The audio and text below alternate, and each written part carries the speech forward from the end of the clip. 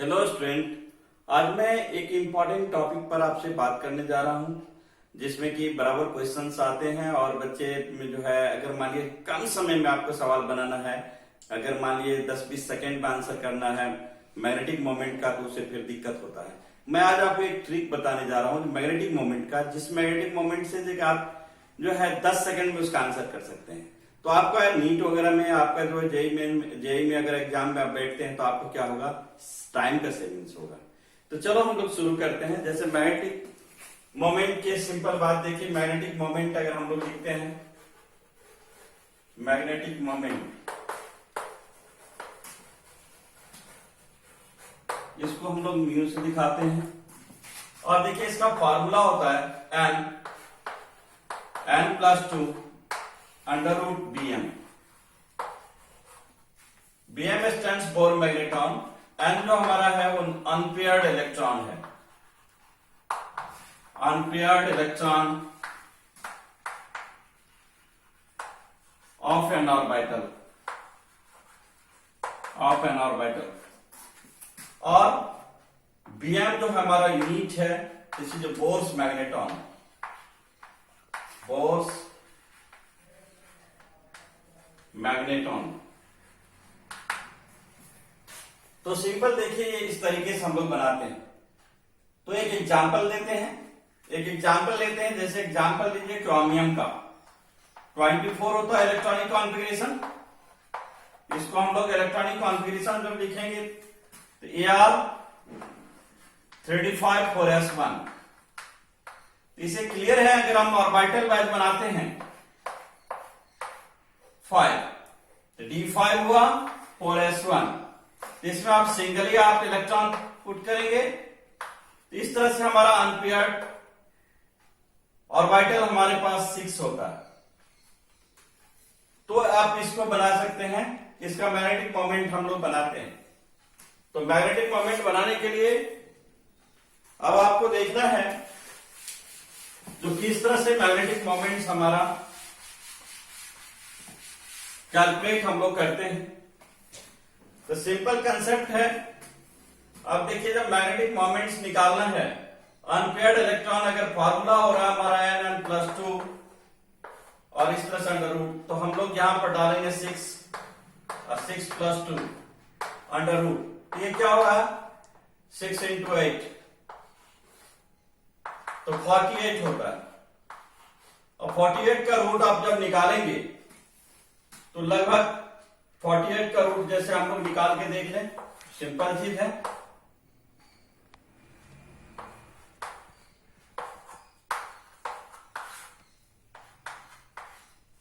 देखिए 2 1 और फिर अगर मान लीजिए हम लोग इसमें डेसिमल डालेंगे 20 आएगा, तो इसको हम लोग ले सकते हैं 9 के आसपास, यानी 6.9 के आसपास आना चाहिए, 6.9।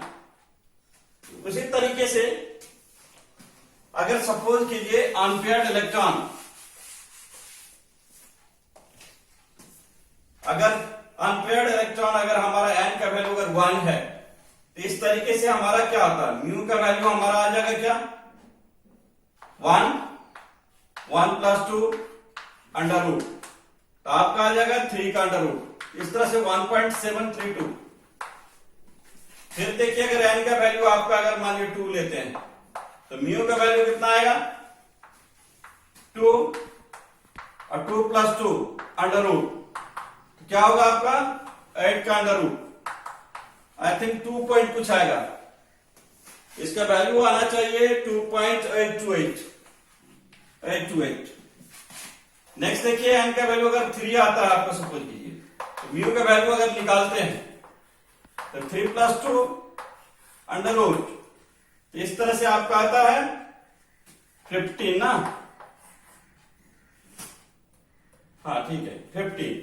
तो 15 का जब आप रूट निकालेंगे तो 15 का रूट 3.872, ये आपका वैल्यू आता है। तो अब देखिए अगर सवाल में आपको अगर मैग्नेटिक मोमेंट दिया हुआ है, सपोज कीजिए ये वैल्यू दिया हुआ है,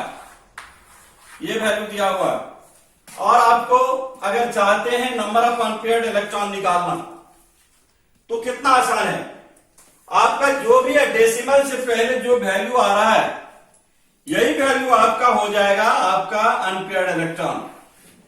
आप चेक कीजिए, मैग्नेटिक मोमेंट का वैल्यू 1.732 आ रहा और आपका ये वैल्यू एन का वैल्यू 1 आ रहा, क्या लगता है ये इक्वल हो गया कि नहीं? सो देखिए ठीक से, इस तरीके से आपका वैल्यू जो है आप कैलकुलेट कर सकते हैं। इस केस में देखिए एन का वैल्यू 2 है और यहां वैल्यू 2 पॉइंट कुछ आ रहा है, ये 2 देखिए सेम मिल रहा है, यहां भी 3 है, यहां भी देखिए 3, तो क्या है ना हमारा कोरिलेट हो रहा है। अगर मैग्नेटिक मोमेंट का वैल्यू आपको मिल जाए और आपसे अगर अनपेयर्ड इलेक्ट्रॉन पूछे तो आपको कुछ दिमाग लगाने की जरूरत नहीं है, फट से आप आंसर उसका कर दीजिए, इतना होता है। अब नेक्स्ट देखिए, इससे हम क्या क्या पता कर सकते हैं मैग्नेटिक मोमेंट से। मैग्नेटिक मोमेंट से एक चीज आपको और जानकारी मिल सकती है मैग्नेटिक नेचर का।